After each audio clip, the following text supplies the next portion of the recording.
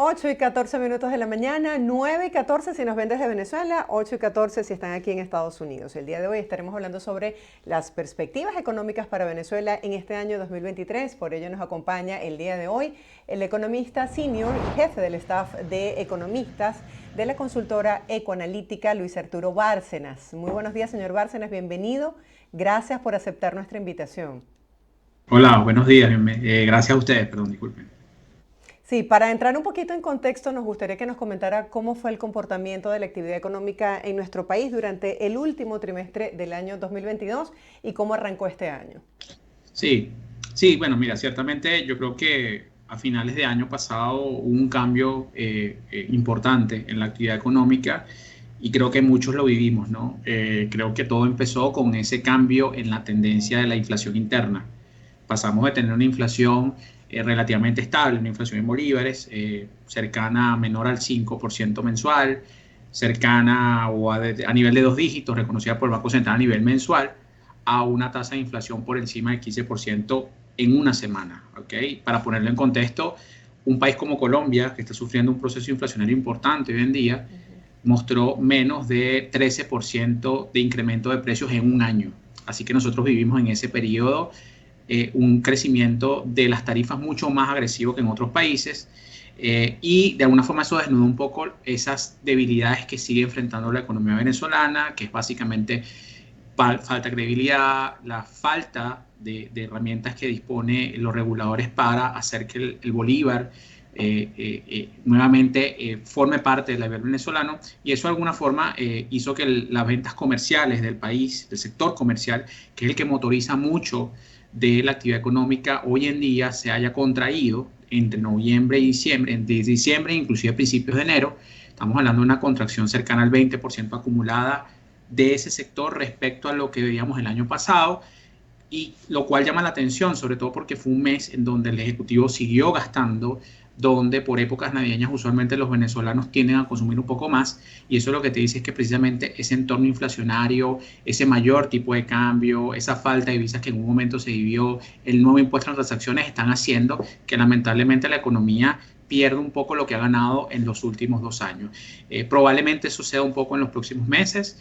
De hecho, ya vimos una leve recuperación de la actividad comercial en las últimas semanas, pero hay que tener mucha cautela sobre cómo se va a seguir desempeñando esa actividad y cómo van a reaccionar ante una futura crecida de precios, ¿no? Básicamente eso. Luis, ¿cuáles son las expectativas que se manejan en este año 2023? Hay una sensación de que se está reactivando la economía. ¿Esto es cierto? Mira, en parte sí, o sea, el problema es, o digamos, hay que ver eso con mucha lupa, ¿no?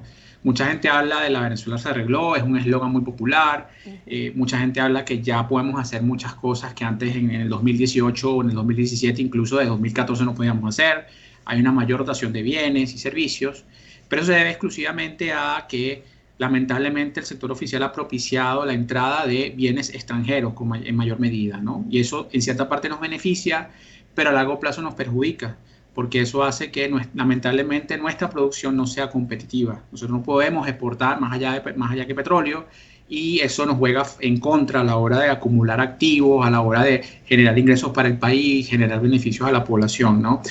Lo otro es que lamentablemente esa estabilidad de precios que hablaba inicialmente ha sido muy costosa, porque se ha dado por tres vías fundamentales. La primera ha sido una fuerte contracción del gasto público, una salida del sector público, como un cambio respecto a aquel sector que importaba, que daba bonos, que daba subsidios directos.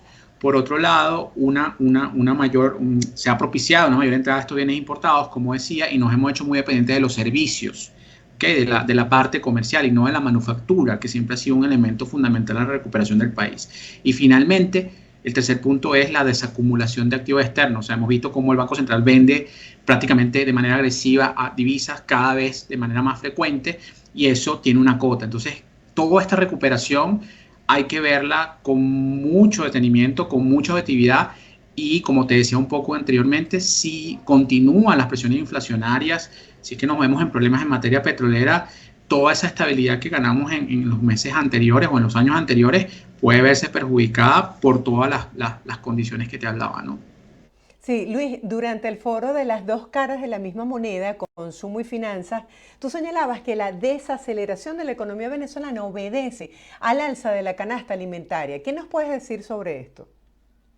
Sí, bueno, definitivamente. O sea, como te decía un poco, tenemos la sensación de que la dotación de bienes y servicios en Venezuela es la misma no es la misma que antes.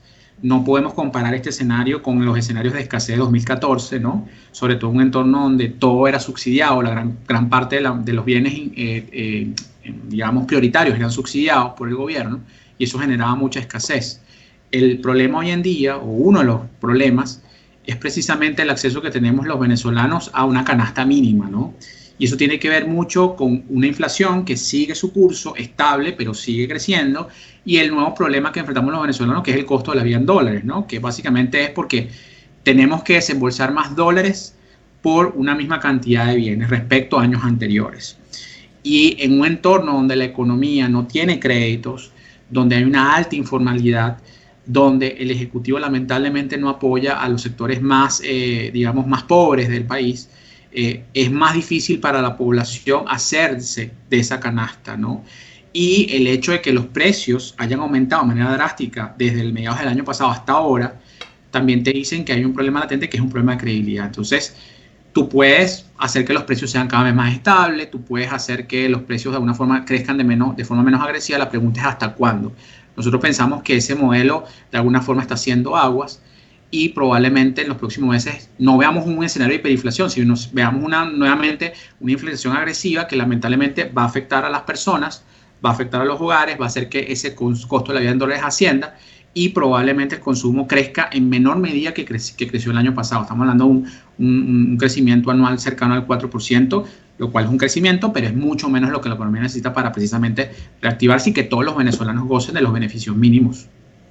Sí, Luis, tenemos bellezas naturales en Venezuela increíbles, espacios contrastantes y siempre se habla de la necesidad de fortalecer la infraestructura turística. En este momento, ¿cuánto representa en la economía venezolana el sector turismo?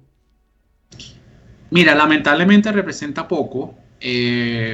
Como te digo, hay un peso importante del sector servicios, en general del sector comercial, pero tal vez dentro de ese sector, el sector turismo ha sido uno de los grandes perjudicados. Ha habido, digamos, cierta iniciativa, lo hemos visto en los últimos años, los venezolanos hemos visto cómo áreas turísticas tradicionales como Margarita, como el oriente del país, como el mismo occidente del país, se ha visto potenciado y de alguna forma el hecho de que aún en sanciones muchos turistas vengan a Venezuela te quiere decir que hay todavía oportunidades, ¿no? El problema con el turismo son dos. El principal, o uno de los principales, es el tema del financiamiento. Lamentablemente, el sector turismo, y siempre ha sido así, ha sido digamos, un mal histórico, por decirlo de alguna forma, el financiamiento turístico siempre al sector turismo siempre ha sido muy gris. ¿Ok? Por la falta de proyectos o por la falta de estructura en ese financiamiento. Recuerden que el turismo en un momento era un sector prioritario para el gobierno, lo sigue siendo en parte, y recibía un crédito prioritario, un crédito preferencial. Ese crédito dejó de darse, sobre todo en el contexto del tema del encaje legal. Y el otro tema es el costo de la vida en dólares. Para nadie es un secreto, Marjorie, que hoy en día el venezolano no puede hacer mucho turismo en Venezuela. Es más fácil para el venezolano tomar los dólares que puede generar e irse a hacer un turismo fuera de Venezuela que hacerlo acá porque es muy costoso. Entonces hay oportunidades. El problema es esos dos, que hay una cuota importante precisamente por esa falta de financiamiento y el alza de los precios, y que también tenemos que tener en cuenta que esta economía es una economía mucho más pequeña. No podemos generar una sobreinversión en el sector turismo porque también hay un tema de demanda limitado que da un poco precisamente lo que te decía en materia de costo de vida en dólares. Así que hay oportunidades, pero de nuevo hay que verlo con mucha cautela y hay que saber en qué sectores o en qué áreas en particulares todavía hace falta una inversión para generar un servicio asequible en general al venezolano, ¿no? Sí, cuando hablábamos anteriormente de estratos sociales en Venezuela, se hablaba de clase baja, media y alta. ¿Cuáles son las clases que existen en este momento en nuestro país?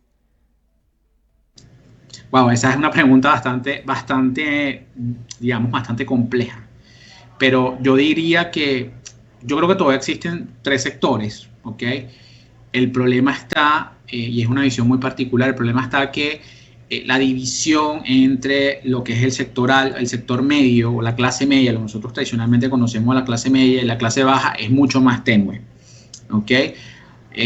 En otras palabras, la clase media antes tenía otras posibilidades, incluso ascender a una clase alta, incluso era un poco más ambiciosa en términos de capacidad de adquirir un bien durable, como decimos los economistas, un apartamento, un carro, poder viajar, darle una buena educación a tus hijos, una educación de calidad. Hoy en día eso se ha visto muy perjudicado por muchas razones. Parte de las nombraba, la informalidad, la caída de la economía, la misma diáspora, ha hecho que muchos venezolanos hayan buscado otras latitudes precisamente para hallar esas necesidades o para satisfacer esas necesidades. Entonces, ahorita, lamentablemente, la clase media se ve muy perjudicada. Es muy difícil, sobre todo sin financiamiento, adquirir una vivienda, por ejemplo. Es muy difícil adquirir un carro. Hoy en día vivimos en una economía de segunda mano, básicamente, una economía donde mucha gente va al mercado secundario, compra el carro usado, busca repuestos más asequibles, pero no era la economía de antes, que lamentablemente también estaba financiado un poco por temas subsidios, ¿no? Por ese dólar barato que en un momento se dio, por ese mecanismo tan perverso que fue Cadivi en esas instancias, pero lamentablemente hoy la realidad es otra. El fin del subsidio nos devela que en efecto Venezuela no tiene las herramientas, lamentablemente, o no tiene las herramientas para que esa clase media tenga el mismo patrón de consumo que antes, y por eso decía, todavía existen clases, pero creo que la diferencia entre la media y la baja es menos marcada que antes, o es más difusa esa diferencia que antes. Según tu experiencia, podemos hablar desde el punto de vista porcentual si no tenemos las estadísticas en específico, pero ¿qué cantidad de venezolanos en etapa productiva que quieren independizarse pueden obtener un carro o pueden obtener una casa?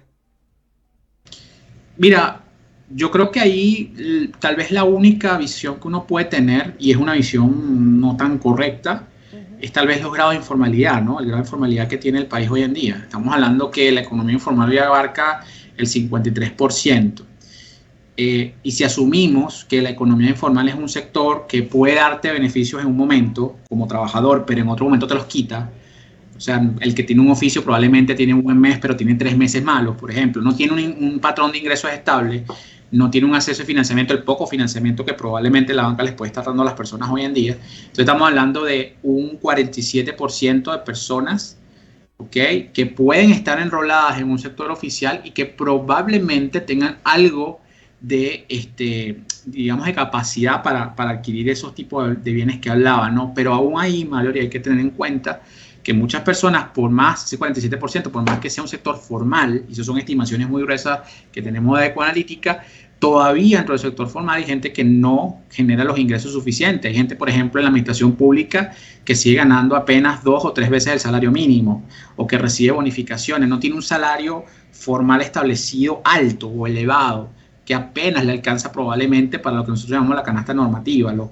$400 al mes por persona, o los $1,400 si consideramos todos los servicios y todo el entretenimiento, ¿no? Entonces, creo que es muy difícil, pero sin lugar a dudas, por darte una visión cualitativa, hoy en día es mucho menor la proporción de personas que lamentablemente pueden acceder, digo lamentable porque es muy pequeño, Claro. que pueden acceder precisamente a los bienes de calidad, y por qué no a tratar de crecer como profesionales, tratar de crecer como familia, todo ese Bien. tipo de consideraciones. Gracias, Luis, por tu visión sobre cómo está la economía en este momento en nuestro país y sobre todo cómo afecta al ciudadano común. Feliz día para ti. Será hasta un próximo encuentro. Vale, gracias a ustedes, feliz día igualmente. Estábamos conversando con Luis Arturo Bárcenas. Él es economista senior y además jefe del staff de economistas de la consultora Ecoanalítica. Hacemos una breve pausa. Al regreso, mucho más de Buenos Días por BPI TV. Ustedes no se aparten.